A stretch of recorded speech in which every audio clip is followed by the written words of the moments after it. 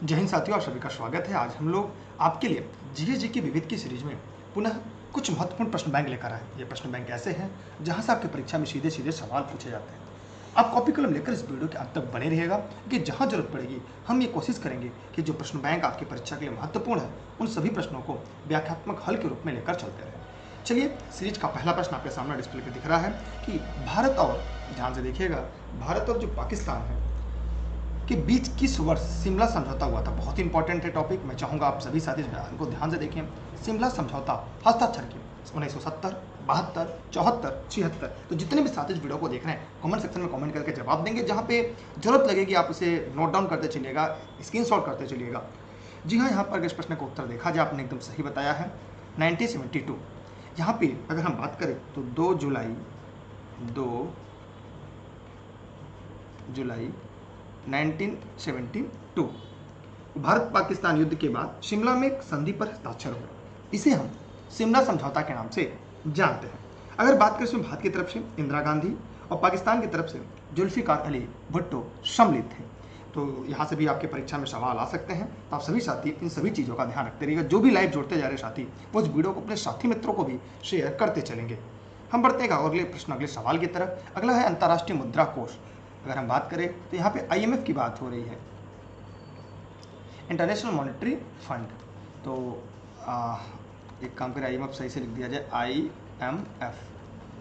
अंतर्राष्ट्रीय मुद्रा कोष के प्रबंधन निदेशक अध्यक्ष क्रिस्टीन लेगार्ड किस देश से संबंधित थे। ये काफ़ी ज़्यादा सामान्य प्रश्न है और मैं उम्मीद करता हूँ कि आप सभी लोग इसे जानते होंगे।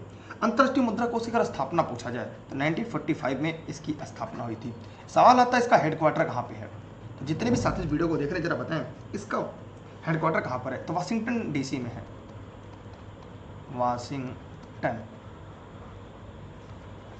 डीसी में इसका हेडक्वार्टर है।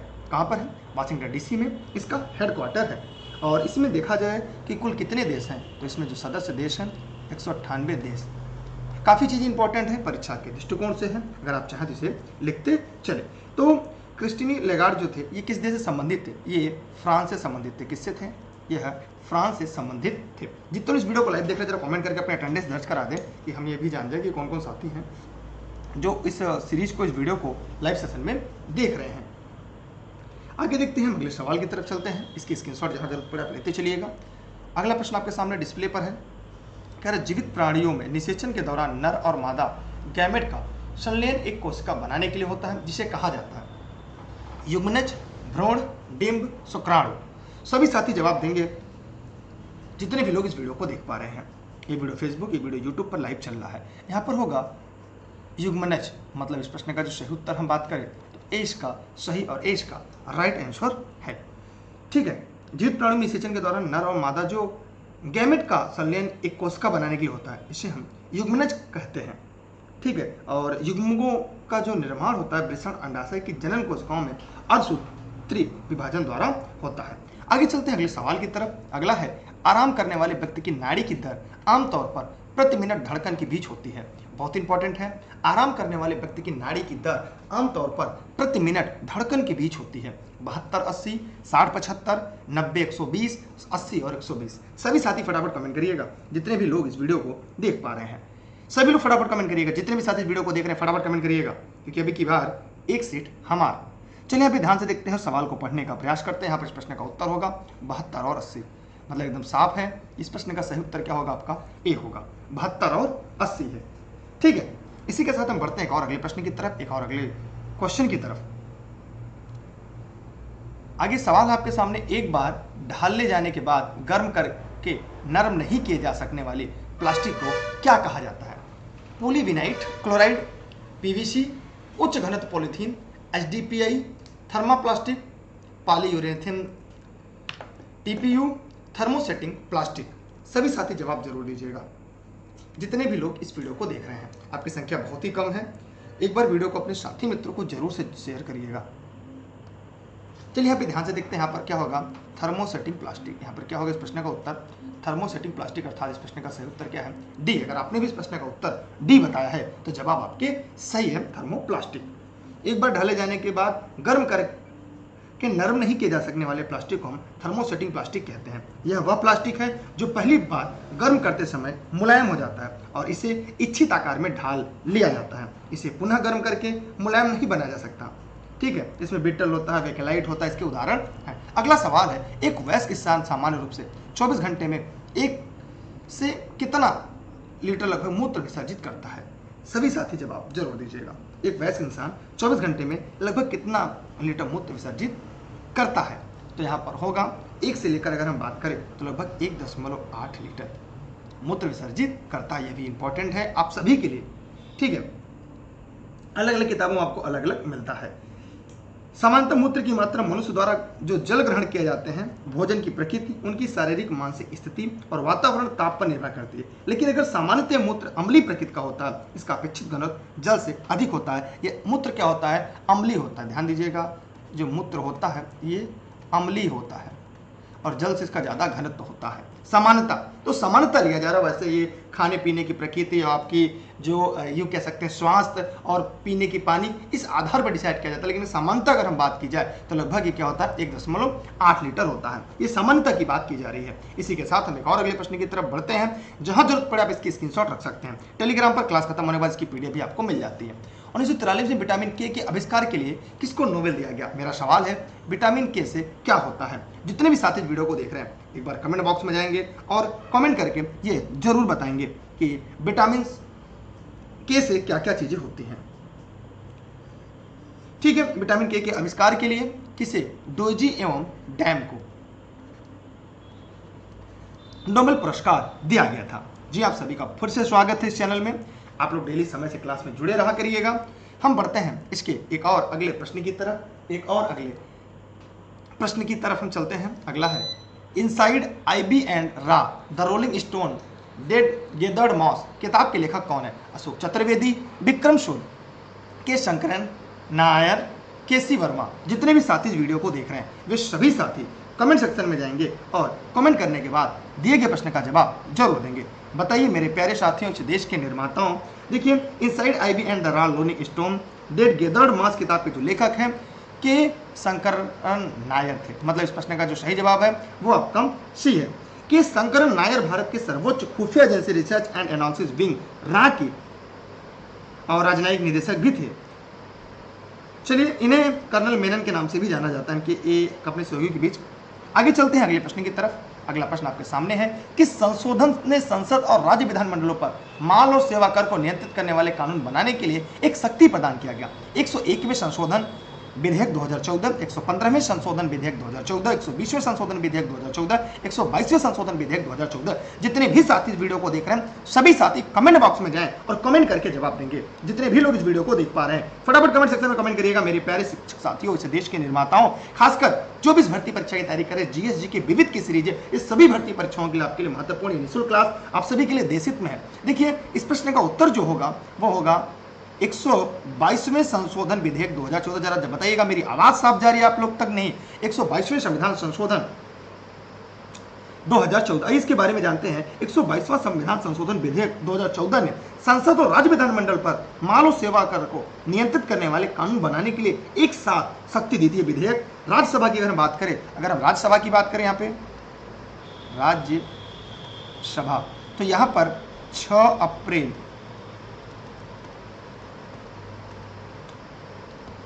अगर हम बात करें तो राज्यसभा में 6 अप्रैल 2017। अगर हम बात करें लोकसभा में तो 29 मार्च। लोकसभा में अगर हम बात करें तो 29 मार्च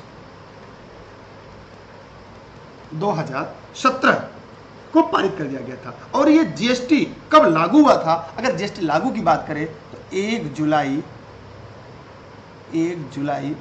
2017 को। अब ये सवाल उठता है कि कौन सा कानून बना? तो जो अधिनियम था, यह जो अधिनियम था 101वां संविधान संशोधन अधिनियम बना। संशोधन अधिनियम बना। क्या बना? अधिनियम बना। ठीक है, ये ध्यान दीजिएगा, ये अधिनियम है और ये विधेयक है। विधेयक जो था वो 122वां था, लेकिन जो संविधान संशोधन अधिनियम बना वो 101वां था। ये दोनों डिफरेंस याद रखिएगा। हाँ, फैन की आवाज़ आ रही है, मैं क्या कर सकता हूँ। सभी लोग ध्यान देखिएगा, जितने भी लोग इस वीडियो को देख पा रहे हैं,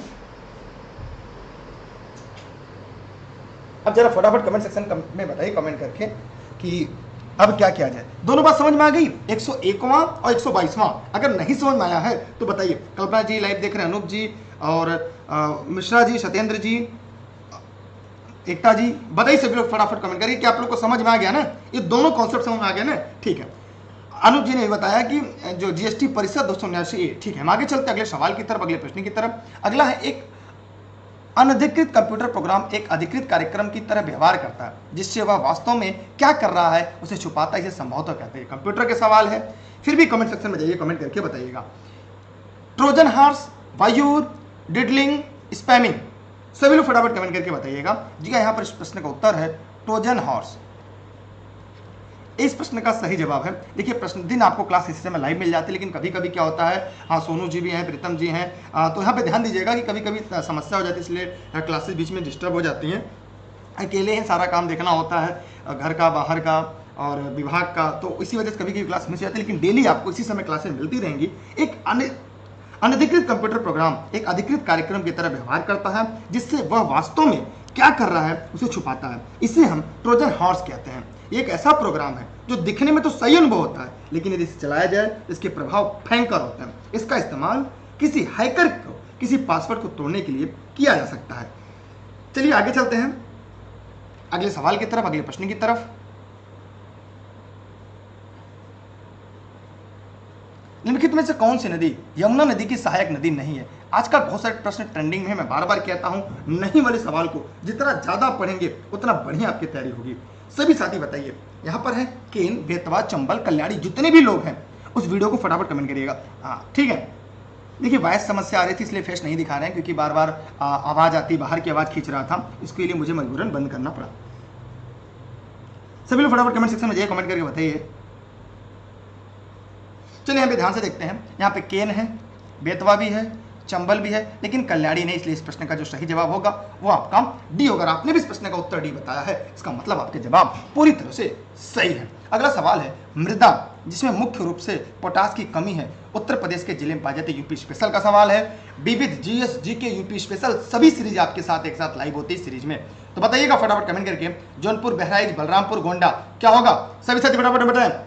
जी हाँ, मृदा जिसमें मुख्य रूप से पोटास की कमी है उत्तर प्रदेश के किस जिले में पाई जाती है? सभी साथी फटाफट कमेंट कर, मतलब ये गलत है वही सही है, मतलब हम यूं कह सकते हैं इस प्रश्न का उत्तर डी होगा। यहाँ पे ध्यान दीजिएगा, इस प्रश्न का उत्तर अगर देखें तो हमारा जनपद जौनपुर है। आप किस जनपद से, कमेंट सेक्शन में कमेंट करके बताइएगा। जौनपुर। यहाँ पे इसके बारे में और जानते हैं। उत्तर प्रदेश के जौनपुर जिले की मृदा में पोटास की कमी पाई जाती है। यहाँ पर मुख्य रूप से रेतीली, चिकनी और बलुई मिट्टी पाई जाती है। उत्तर प्रदेश में सबसे अधिक भाग में अगर देखा जाए तो कौन सी मिट्टी है? यूपी में सबसे ज्यादा जलहुड़ मिट्टी पाई जाती है। ये रट लीजिएगा, याद कर लीजिएगा जितने भी लोग इस वीडियो को देख रहे हैं। हम बढ़ते हैं अगले सवाल की तरफ। उत्तर प्रदेश का निम्नलिखित में कौन सा जिला बुंदेलखंड का क्षेत्र का हिस्सा है? चंदौली, औरैया, महोबा, एटा। सभी साथी जितने भी जल्दी हो कमेंट सेक्शन में जाएं और कमेंट करके जवाब दें फटाफट, क्योंकि अभी की बार एक सीट हमारा। आपकी संख्या बहुत कम है, धीरे धीरे आप लोग संख्या को बढ़ाइए। डेली इस टाइम में क्लास में जुड़िए। हाँ, कभी कभी रिपीटेड क्लास भी आपको देखने को मिल जाती है, क्योंकि हम नहीं चाहते कि आपका गैप हो, मेरा गैप हो, चलेगा। तो यहाँ पर देखें तो आपने एकदम सही बताया है कि उत्तर प्रदेश कौन सा हिस्सा बलदेव भारत सरकार द्वारा राष्ट्रीय प्रतीक के रूप में अपनाया गया के संग्रहालय में संरक्षित है? कुशीनगर, सारनाथ, कन्नौज, लुम्बिनी। जितने भी साथी मेरे देख रहे हैं, जितने भी लोग इस वीडियो को देख रहे हैं, वे तुरंत कमेंट बॉक्स में जाएं और कमेंट करके बताएं। आपने देखा होगा अशोक स्तंभ में उत्कल के शेर का मुख, जिसे भारत सरकार द्वारा राष्ट्रीय प्रतीक के रूप में अपनाया गया, ये विवादित था। कुछ दिन पहले आपने देखा होगा इसके शेर के मुख को लेकर विवाद था, इसलिए ऐसे प्रश्न को आपकी परीक्षा में पूछा जा सकता है। मैं उम्मीद करता हूं आप सभी लोग इस प्रश्न का जवाब जरूर देंगे। संसद भवन के ऊपर जो अशोक स्तंभ लगा हुआ है, उस अशोक स्तंभ में सिंह को लेकर आपने देखा होगा शेर को लेकर काफी विवाद उत्पन्न हुआ था, इसलिए मैंने ऐसे प्रश्नों को करा दिया। ठीक है, दरअसल कई दिनों से लाइट की समस्या है और कई चीजें यहाँ पे दिक्कत चल रही है हमारे यहाँ, इस वजह से क्लासेस डिस्टर्ब होती है, लेकिन आप सभी लोग प्रतिदिन समय से लाइव रहिएगा। ये यहाँ पर हम लोग ध्यान से देखते हैं और जानने का प्रयास करते हैं। अशोक स्तंभ में उत्कीर्ण हुए शेर का मुख कहाँ पर है? ये सारनाथ से लिया गया है। अगर वाराणसी भी आता है इसका मतलब ये भी सही है, बनारस आता है, काशी आता है, वो भी आपका उत्तर सही है। तो सारनाथ से लिया गया है। इस मूर्ति में 4 भारतीय सिंह पीठ से पीठ सटाए हुए खड़े हैं।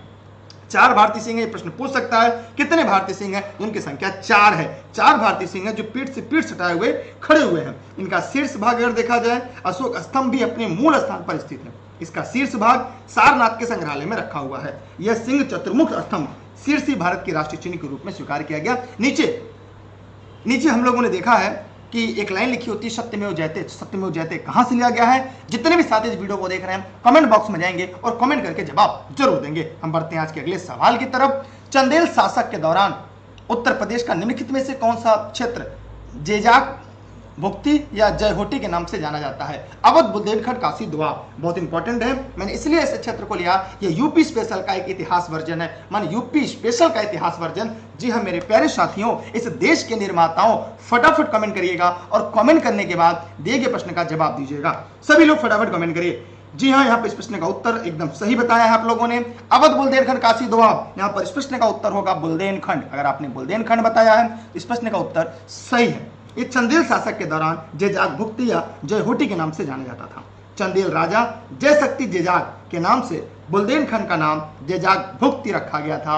मोस्ट इंपॉर्टेंट, मोस्ट आईएमपी, ये बड़े परीक्षाओं के लिए भी तैयारी कर सकते हैं। बाकी क्लास और नोट संबंध अगर कोई जानकारी चाहिए तो आप ई लर्निंग विद दुर्गेश के ऑफिस के नंबर पर बात कर सकते हैं, जिसमें यहाँ पे मैं नंबर आपको लिख दे रहा हूँ। ये सभी क्लासेज आपके जनपद जौनपुर से मेरे द्वारा निःशुल्क देशित में राष्ट्रित में आप सभी के लिए उपलब्ध कराए जाते हैं। अगला है उत्तर प्रदेश को महिलाओं से संबंधित पहली पत्रिका 1874 में प्रकाशित करने का भी श्रेय लिया जाता है, जिसके संपादक भारतेंद्र हरिश्चंद्र थे। बालबोधनी, सरस्वती, सितारे हिंद, उदंत मारदंड। जितने भी लोग इस वीडियो को देख रहे हैं मेरे प्यारे साथियों, कमेंट सेक्शन में जाइएगा और कमेंट करके बताइएगा। सभी लोग फटाफट कमेंट करिए, सभी लोग, और इस वीडियो को अपने 10-10 साथियों तक पहुंचाइए। कम से कम 10-10 साथियों को जोड़ने का प्रयास करिएगा।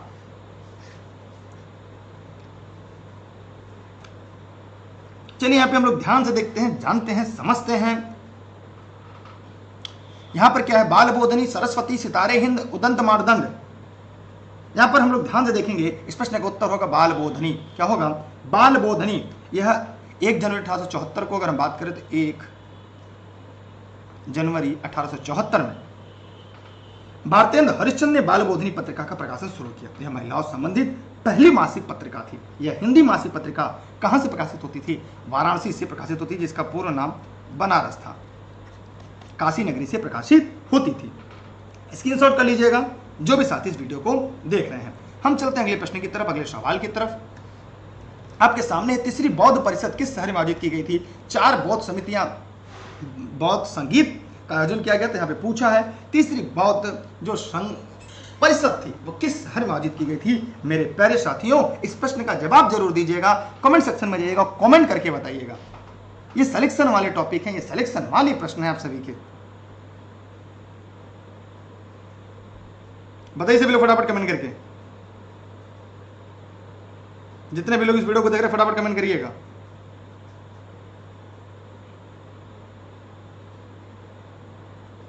जितने भी साथी वीडियो को देख रहे हैं सभी साथी कमेंट करिए।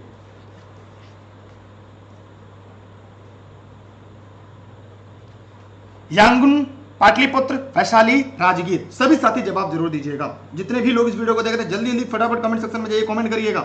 सभी साथी कमेंट सेक्शन में जाइएगा, कमेंट करिएगा।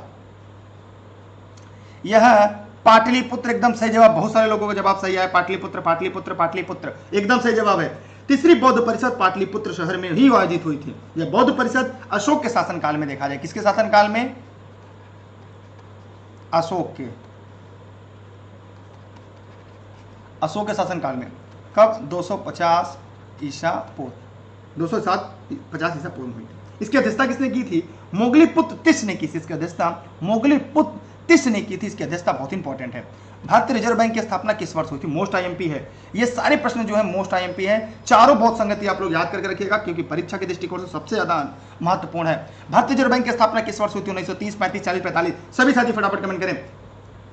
जी हाँ, थोड़ा सा मुझे लगता है लाइट की लेकर समस्या होगी, क्लास बीच में डिस्टर्ब हो सकती है, इसलिए मुझे थोड़ा सा तेज पढ़ाना होगा। यहाँ पर 1935 होगा। 1935 की अगर बात करें कब? 1 अप्रैल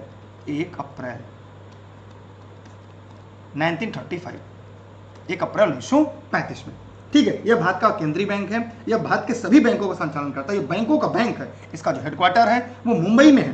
इसका राष्ट्रीयकरण 1 जनवरी 1949 को हुआ था। अगर राष्ट्रीयकरण की बात की जाए तो 1 जनवरी 1949 को हुआ था राष्ट्रीयकरण, याद रखिएगा, लिख लीजिएगा क्योंकि जगह नहीं है यहाँ पे लिखने का। 1 जनवरी 1949 को इसका राष्ट्रीयकरण हुआ था। मोस्ट आईएमपी है। चेमाचेरी कुन्हीरमण नायर निम्नलिखित में से किस नृत्य के रूप में उल्लेखनीय नर्तक है? काफी नया प्रश्न आपको सामने मिला होगा, लेकिन मैं चाहूंगा इस प्रश्न को याद रखिएगा सभी लोग। यहाँ पे कथकली है, मोहिनीअट्टम है, भरतनाट्यम, यक्षगान। यक्षगान की बात की जाए तो ये कहाँ का है? यक्षगान कहाँ का है? मोस्ट इंपॉर्टेंट है, कर्नाटक का है। रट लीजिए, यहाँ से प्रश्न आपकी परीक्षा में हुबहू आता। भरतनाट्यम कहाँ का है? ये तमिलनाडु का। कहाँ का है? ये तमिलनाडु का है। कथकली की बात की जाए, कथकली कहाँ की है?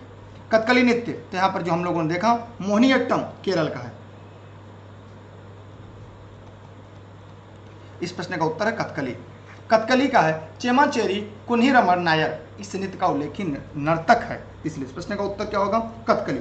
कथकली कहाँ का है? यह कथकली कहाँ का? ये भी केरल का है, इसलिए इस प्रश्न का सही उत्तर क्या होगा? ए होगा। तो जितने भी साथी इस वीडियो को देख रहे हैं वे सभी साथी इसे याद कर लें, रट लें। फिर भी आपके मन में कोई सवाल हो, आपके मन में कोई प्रश्न हो तो जरूर पूछ सकते हैं। ये सभी सिलेक्शन वाले प्रश्न हैं, सिलेक्शन वाले टॉपिक हैं। हम इसी के साथ बढ़ते हैं एक और अगले प्रश्न की तरफ। अगला प्रश्न आपके सामने है कि भारत के संविधान का निम्नलिखित में से कौन सा भाग नागरिकता से संबंधित है? सभी साथी जवाब जरूर देंगे। सभी लोग फटाफट कमेंट करके बताइएगा। बताइए सभी लोग फटाफट कमेंट करके। देखिए ये भाग 6 है। भाग 6 किससे संबंधित है? कमेंट करिएगा। भाग 2, यहां पे इस प्रश्न का उत्तर होगा भाग 2, नागरिकता।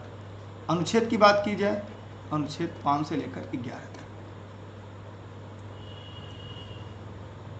भाग 5 किससे है? संघ सरकार। ठीक। भाग 8 केंद्र शासित प्रदेशों का प्रावधान अलग है। चलिए, भारत के संविधान के अनुच्छेद 24 के तहत वर्ष से कम आयु के बच्चे को किसी कारखाने में काम करने के लिए नियोजित नहीं किया जा सकता। मोस्ट आईएमपी है। सभी लोग फटाफट कमेंट करें। भारतीय संविधान से जुड़ा हुआ सवाल है। जितने भी मेरे प्यारे साथी इस वीडियो को देख रहे हैं सभी साथी कमेंट सेक्शन में जाएंगे, कमेंट करके इस प्रश्न का जवाब जरूर देंगे। सभी लोग फटाफट कमेंट सेक्शन में कमेंट करके जवाब दीजिए। जी हाँ, यहाँ पर इस प्रश्न का जो सही उत्तर आपके सामने है, 14 साल से कम अगर व्यक्ति कारखाने में काम करते हैं तो क्या होगा? यह उसके मूल अधिकार का हनन होगा। यह शोषण के विरुद्ध मूल अधिकार के अंतर्गत आता है। ठीक। हम चलते हैं और अगले प्रश्न की तरफ। भारत के संविधान में निम्नलिखित में से कौन सा अनुच्छेद राष्ट्रपति के चुनाव की प्रक्रिया संबंधित है? तो आपने देखा होगा हाल ही में राष्ट्रपति चुनाव जो हुआ था, चुनाव में बताइए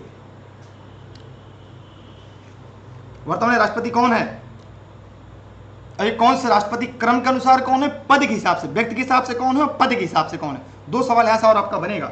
यहाँ पर इस प्रश्न का उत्तर सभी लोग ध्यान से जानने का प्रयास करते हैं। यहाँ पे अनुच्छेद 67, 55, 51 और 74। 51 आप तो जानते हैं, ये 36 से लेकर 51 तक अंतर्राष्ट्रीय शांति के समझौते के बारे में दिया है। अनुच्छेद 55, अनुच्छेद जो 55 है यह राष्ट्रपति के चुनाव अनुपातिक प्रतिनिधित्व प्रणाली के एकल संक्रमण मत पद्धति के द्वारा होता है। राष्ट्रपति के चुनाव में लोकसभा, राज्यसभा और साथ ही साथ जितने भी विधानसभा के निर्वाचित सदस्य हैं वो हिस्सा लेते हैं, दिल्ली पुदुचेरी को भी लेकर।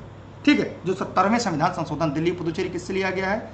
70वें संविधान संशोधन, याद रखिएगा परीक्षा में यहाँ से भी सवाल आता है और हम चाहेंगे कि आप रटे रहिएगा। वैसे हम लोग जल्दी ही एक सेशन लेंगे राष्ट्रपति का, जहाँ पे हम पूरा प्योर राष्ट्रपति को अच्छे से करके पढ़ सकें। हम इसी के साथ चलते हैं अगले सीरीज की तरफ, अगले प्रश्न की तरफ। अगला है आपके सामने, निम्नलिखित में कौन भारत में पहली लोकसभा के उप सभापति थे? बहुत ही इंपॉर्टेंट है, मजेदार सवाल है, रट लीजिएगा, याद कर लीजिएगा मेरे प्यारे साथियों। सभी लोग बताइए निम्नलिखित में से कौन भारत में पहली लोकसभा के उप सभापति थे? रवि राय, बलीराम भगत, एम अनंत सैनम अयंगार, श्री जी लक्ष्मण। बताइएगा सभी लोग। पहली लोकसभा की उपसभापति थे, तो पहली लोकसभा के उपसभापति कौन थे? सभापति कौन थे? दोनों बताइएगा। एम अनंत सैनम अयंगार, मतलब इस प्रश्न का जो सही उत्तर है आपका सी का राइट आंसर होगा। ये भारत में पहली लोकसभा के उपसभापति थे। ये बाद में लोकसभा के अध्यक्ष भी बने और ये बिहार के राज्यपाल भी थे। ठीक। और उस समय ये मद्रास प्रेसिडेंसी के चित्तौड़ जिलों के जो तिरुचारुण में से होकर आए थे। अगला है भारत के संविधान का अनुच्छेद 66 किससे संबंधित है? संसद के संविधान, उपराष्ट्रपति का चुनाव, संसद के सदनों की अवधि, भारत के अटॉर्नी जनरल। मेरे प्यारे साथियों फटाफट बताइएगा। अगर अटॉर्नी जनरल की बात की जाए, भारत के महान्यायवादी की बात की जाए तो यह अनुच्छेद 76 में। ये किस में है? अनुच्छेद 76 में। एक प्रश्न और याद रखिएगा, भारत का अटॉर्नी जनरल किसमें? अनुच्छेद 76 में। एक तो क्लियर हो गया। यहाँ पर इस प्रश्न का सही उत्तर क्या होगा? उपराष्ट्रपति का चुनाव। यह भी इंपॉर्टेंट है। तो उपराष्ट्रपति का जो चुनाव है यह भारतीय संविधान के अनुच्छेद 66 में इसका जिक्र किया गया है। रट लीजिएगा, याद कर लीजिएगा, ठीक है। मतलब राष्ट्रपति के समान उपराष्ट्रपति का निर्वाचन भी अप्रत्यक्ष और अनुपातिक पद्धति के आधार पर ही होता है। इसमें संसद के दोनों सदनों के सदस्य हिस्सा लेते हैं। हम बढ़ते हैं अगले सवाल की तरफ। सीरिया की राजधानी है, सभी लोग फटाफट कमेंट करके बताइए क्योंकि यहाँ से भी सवाल आते हैं। सीरिया की राजधानी अगर देखा जाए तो इसका क्या होगा? दमिश्क इसका सही जवाब होगा, ठीक है। अलेप्पी क्या है? ये केरल में, केरल का स्थान है। केरल राज्य में अलेप्पी है।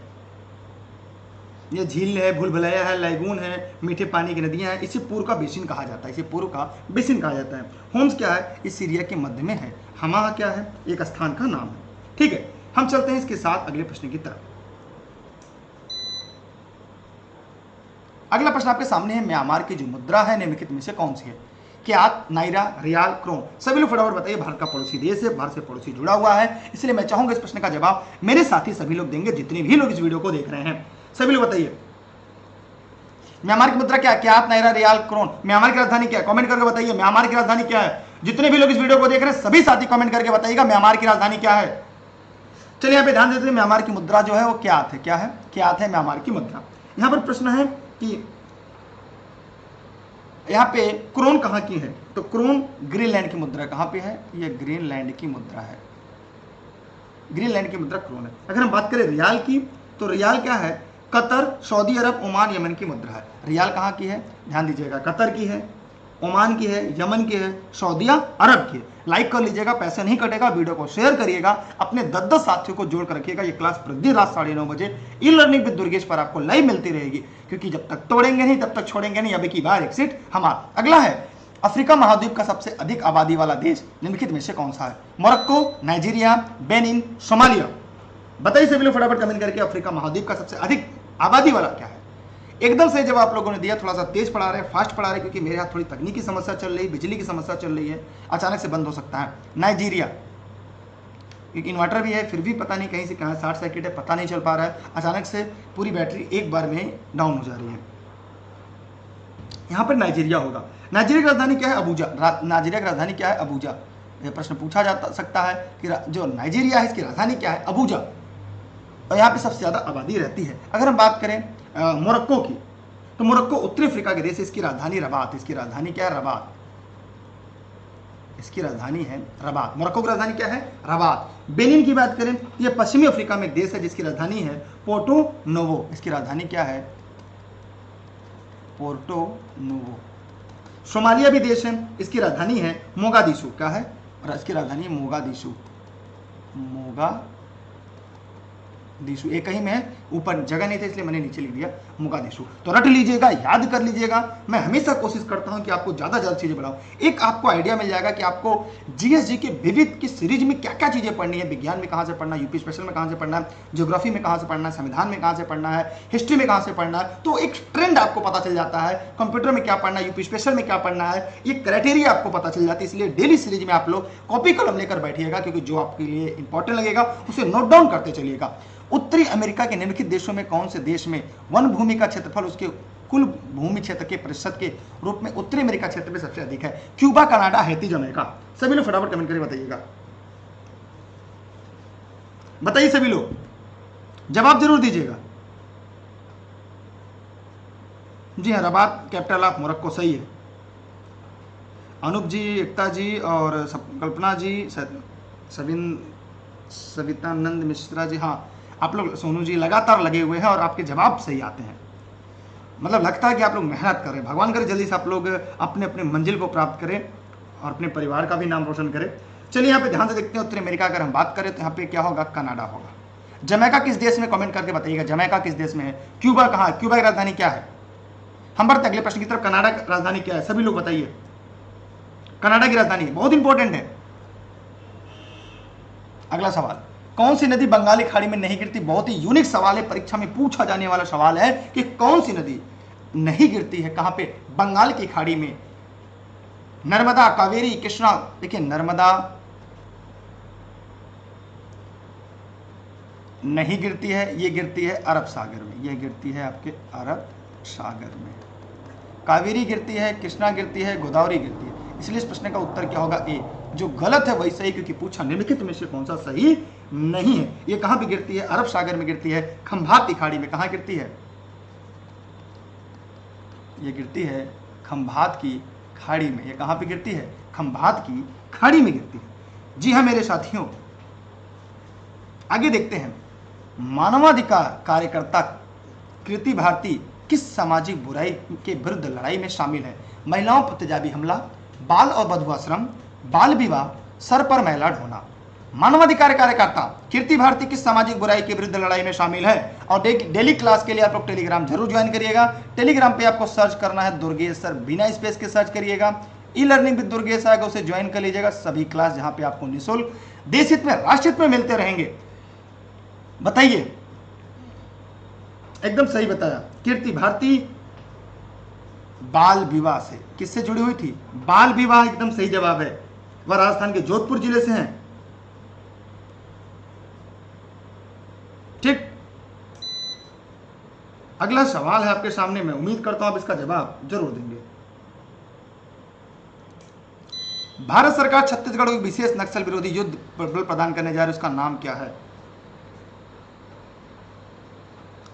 सभी साथी फटाफट कमेंट करके बताइएगा।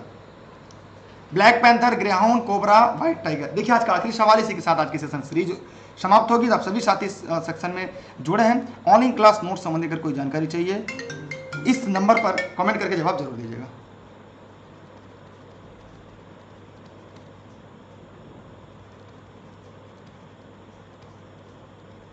सभी लोग फटाफट कमेंट करिएगा। मेरी क्लास निःशुल्क आपको मिलती है। यहाँ पे ब्लैक पैंथर इस प्रश्न का सही जवाब होगा। आप सभी का बहुत बहुत धन्यवाद। आज क्लास काफी छोटी थी और हम उम्मीद करते हैं कि जितने भी साथी वीडियो को देख रहे थे, क्लास पढ़ रहे थे, उनके सभी कॉन्सेप्ट पूरे हो गए होंगे। ठीक है, इसका उत्तर ये था, इसका सी था, इसका भी ए था। याद रखिएगा। फिर मिलते हैं अगले सीरीज में, अगली क्लास में। तब तक के लिए आप सभी का बहुत बहुत धन्यवाद। जय हिंद, जय भारत। कोई सवाल हो, कोई प्रश्न हो तो कमेंट सेक्शन में कमेंट करके जरूर पूछिएगा। ठीक है, जितने भी साथी वीडियो को देख रहे हैं कमेंट सेक्शन में कमेंट करिएगा। कल से क्लासेज आप टाइम से जुड़िएगा। समय आपको पता हो, अपने साथी मित्रों को बता के रखिएगा टाइम, क्योंकि सिलेक्शन लेना है, सरकारी नौकरी करनी है, तो आप सभी के लिए महत्वपूर्ण है। ये आपकी सभी भर्ती परीक्षाओं के लिए महत्वपूर्ण है। जीएसजी के विविध की सीरीज है और आपकी परीक्षा के लिए तो सबसे ज्यादा महत्वपूर्ण है। आप सभी का थैंक यू। Bye bye. जय हिंद, जय भारत। मिलते हैं अगली क्लास में। तब तक के लिए थैंक यू। कोई सवाल तो नहीं है ना आप लोग का? अरे सभी का आशीर्वाद है, किसी एक के लिए नहीं। हम तो चाहते हैं सभी आगे बढ़े, आप सभी, कोई एक व्यक्ति विशेष के लिए नहीं। क्या आप भी सरकारी शिक्षक बनने की तैयारी कर रहे हैं? क्या आप भी अब की बार टेट पार करने की तैयारी कर रहे हैं? चाहे कोई भी हो परीक्षा, अब TET, C TET, REET, MP TET आदि सभी राज्यों की परीक्षा के सिलेबस के आधार पर हम आपके लिए लाए हैं सारे विषयों की महत्वपूर्ण नोट्स। स्टेट, NCERT और प्रीवियस ईयर के पेपर के आधार पर डिजाइन किए गए हैं, ताकि इस बार आपका सरकारी शिक्षक या शिक्षिका बनने का सपना साकार हो जाए। अब की बार टेट पार, सुपर टेट, KVS और रीट मेंस एग्जाम के नोट्स भी उपलब्ध हैं। ऑनलाइन क्लासेस में practice sheets, model paper, online live और रिकॉर्डेड सेशन और PDF नोट्स भी अवेलेबल हैं। ई लर्निंग विद दुर्गेश का ऐप प्ले स्टोर से डाउनलोड करें। अधिक जानकारी के लिए कॉल करें 63063 44367, 73551 79012 या 73988 83002 पर। Address Jaunpur, UP।